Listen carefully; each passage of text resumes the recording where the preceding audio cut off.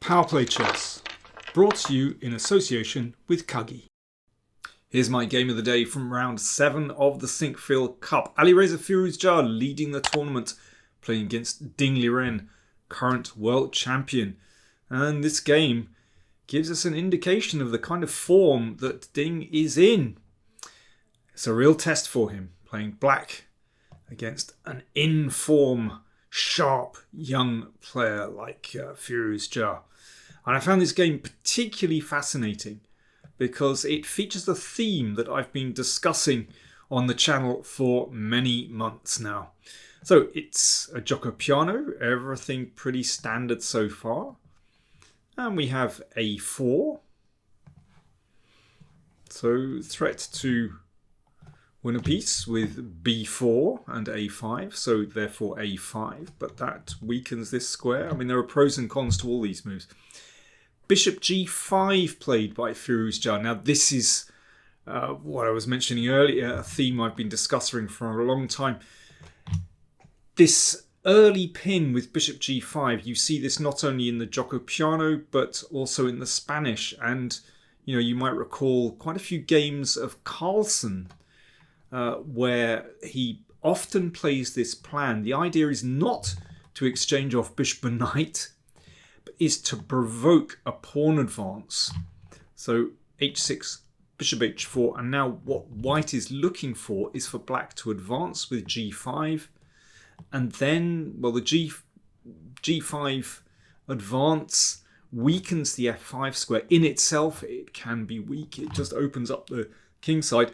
But it's extremely double-edged because, of course, if white gets it wrong, then black can get an attack. Personally, I like this strategy for white very much. And Ding has experience with this position from the black side previously. Firouzja also has played in this way before.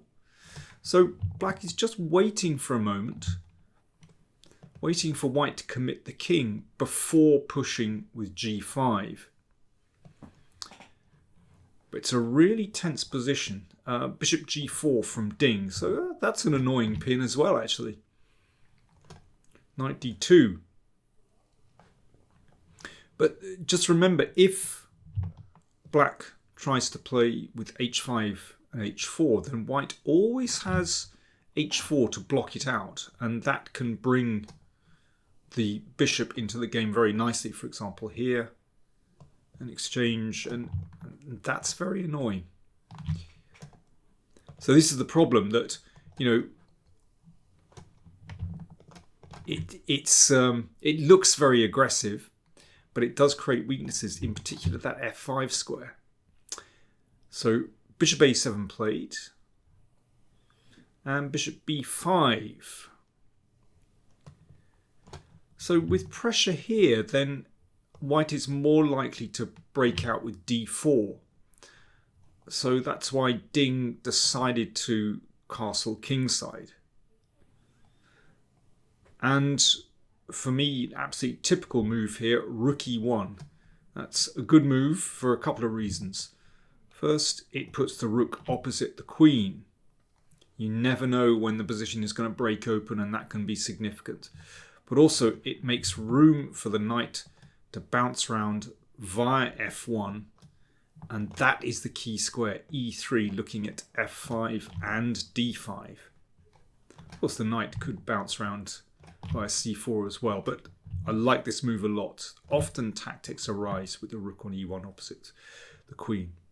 Knight h5, but this position is far from clear.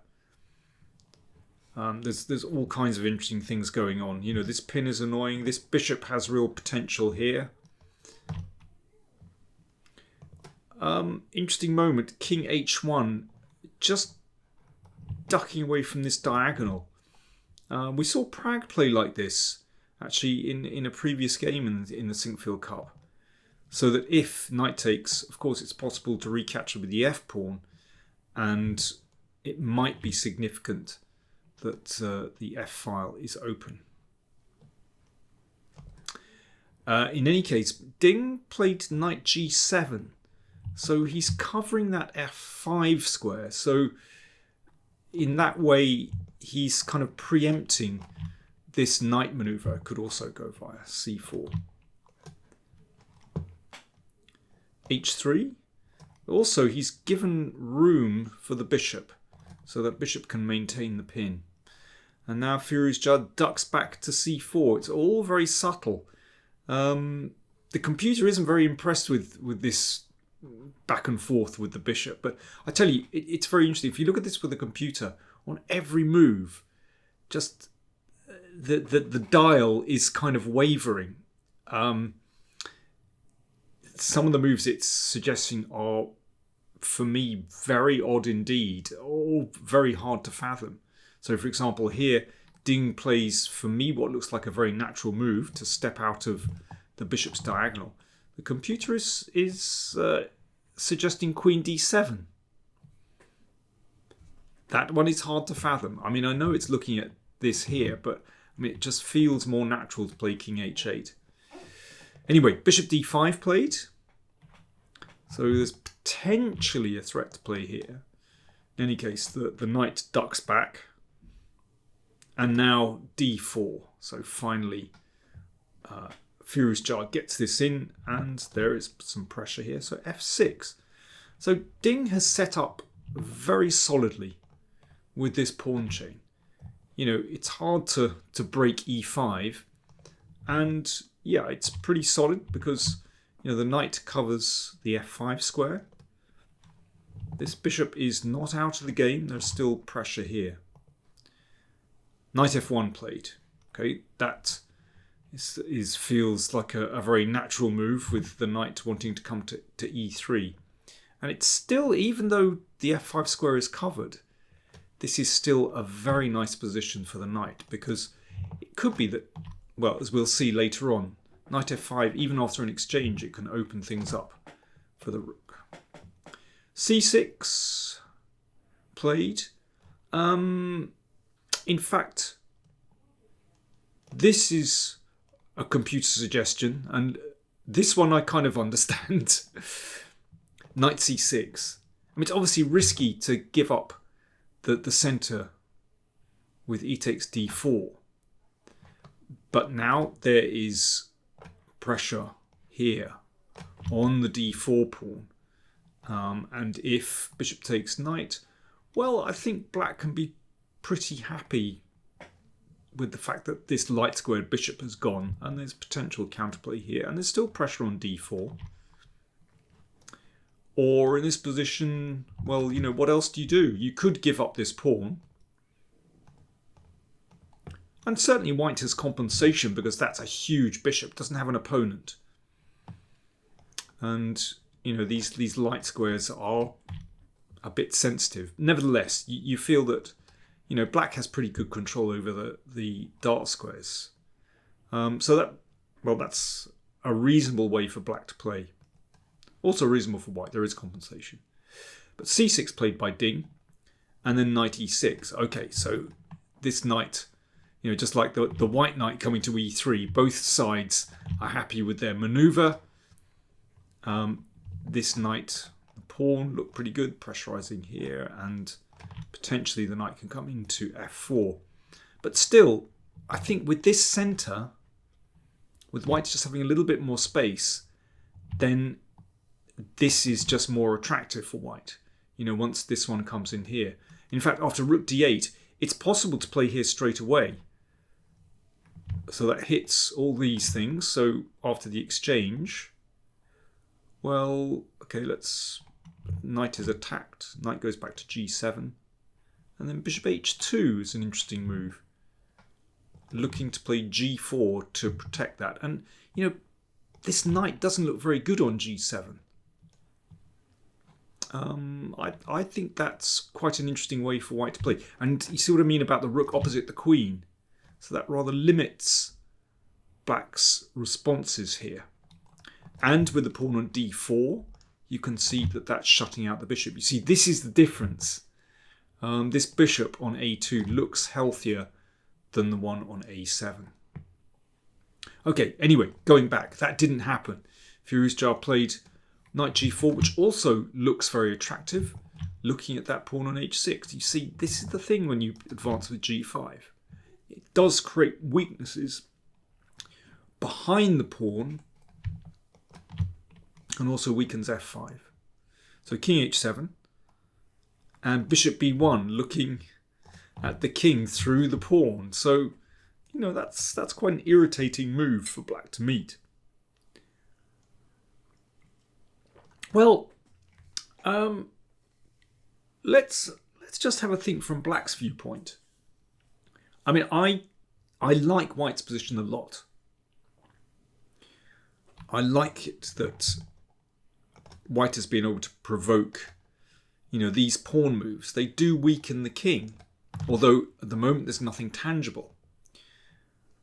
It's black's move. I'm going to flip the board round just to mess with your heads. Let's look at it from black's viewpoint. So where are you going to get play here? You know, what would you do next with black? So I'll have another drink. You have another think.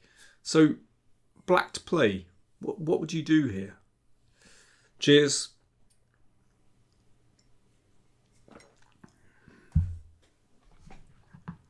Well, Ding played bishop g6. So it's one of those moves, it's kind of a natural move. You want to cover the king along the diagonal. But this was the moment where bishop takes knight. Might have been a good way to play. The computer likes this, and I understand this recommendation.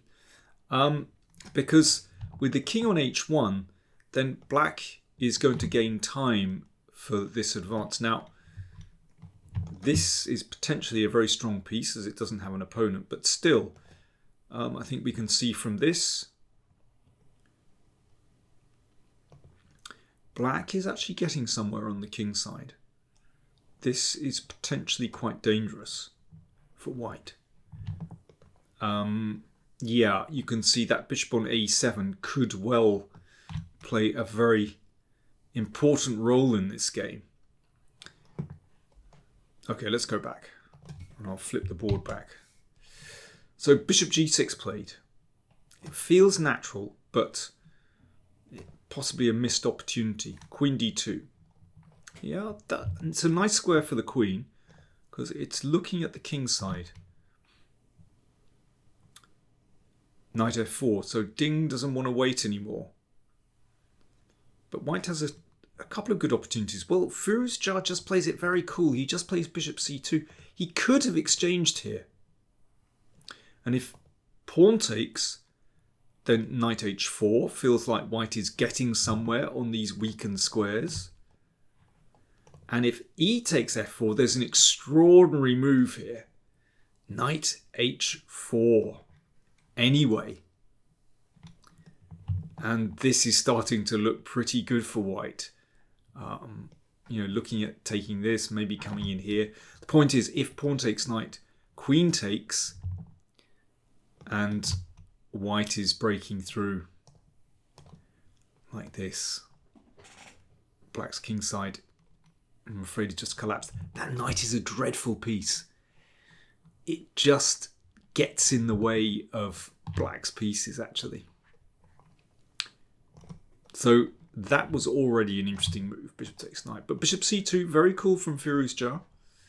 Queen e6 from Ding. Rook d1. So Firouzja is just playing very responsibly. You know, he's not pushing things too much. He's waiting to see what Ding gets up to. And at this moment, Ding plays what looks like a really natural move, but it compromises his position. h5. Many of you are probably thinking, well, this looks like a natural move. Push the knight away. But it creates weaknesses. Let's see how. This knight bounces round. It gets back to e3. I think this is really interesting. It took the scenic route, but that's where it wants to be. And this is a difficult position for black. So let me give you an example. Okay, what happens on, let's say, king h8?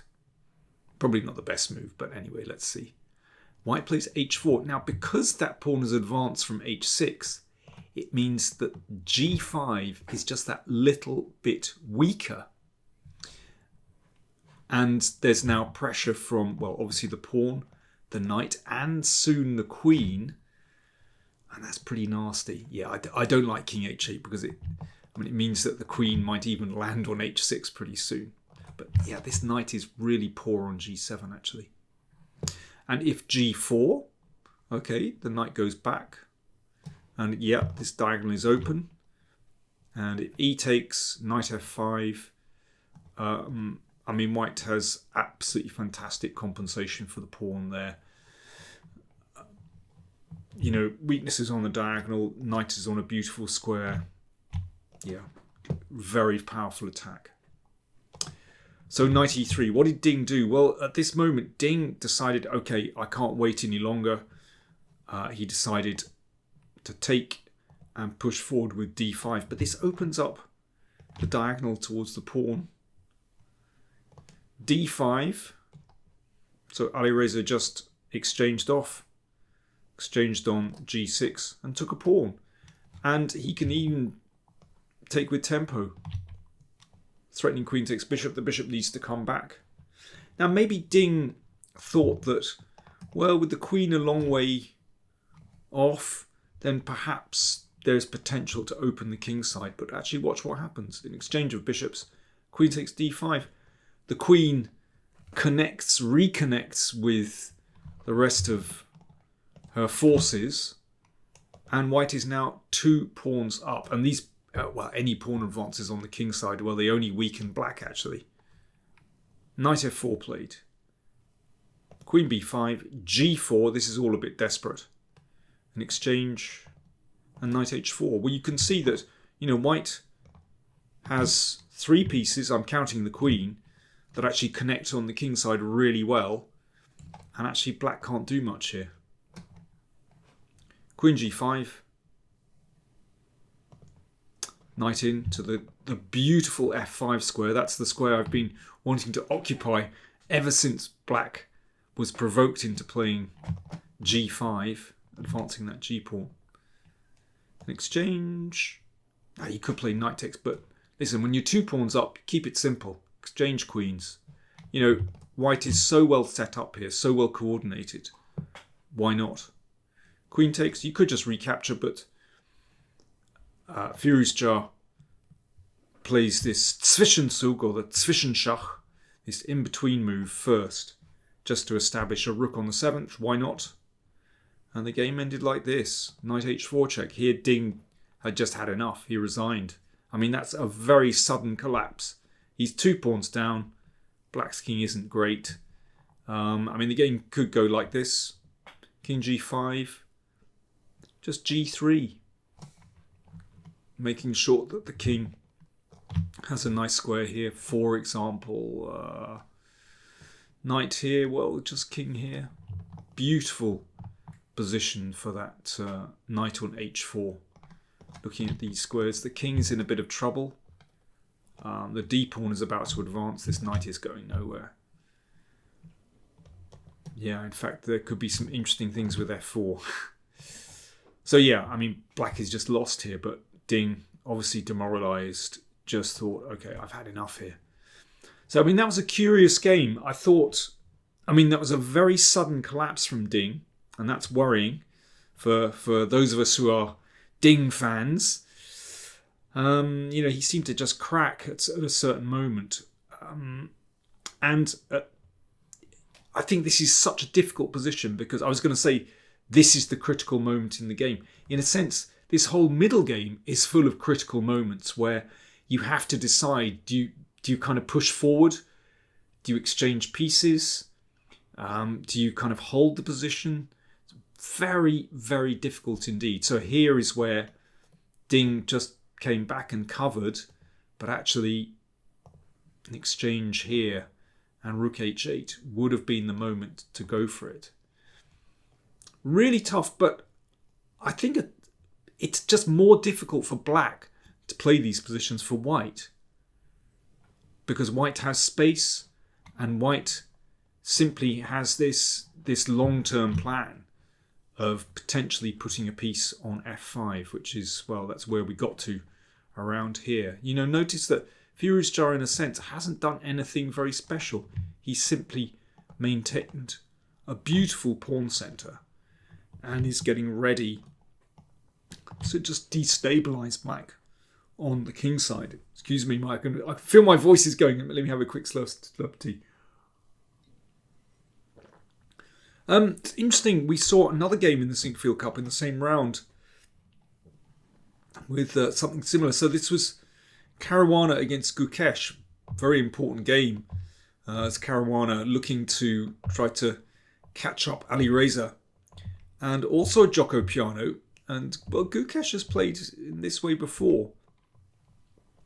And he wasn't even provoked by the pin with bishop g5. He played g5 here.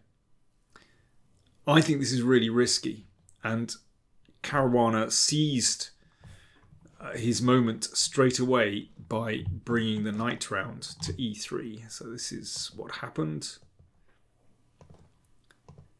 And knight e3. But he has managed to at least nab that light squared bishop. But with the knight already on e3 looking at f5, I think white has a very promising position. And actually, Gukesh struggled for the entire game. He finally made a draw by a supreme effort, actually.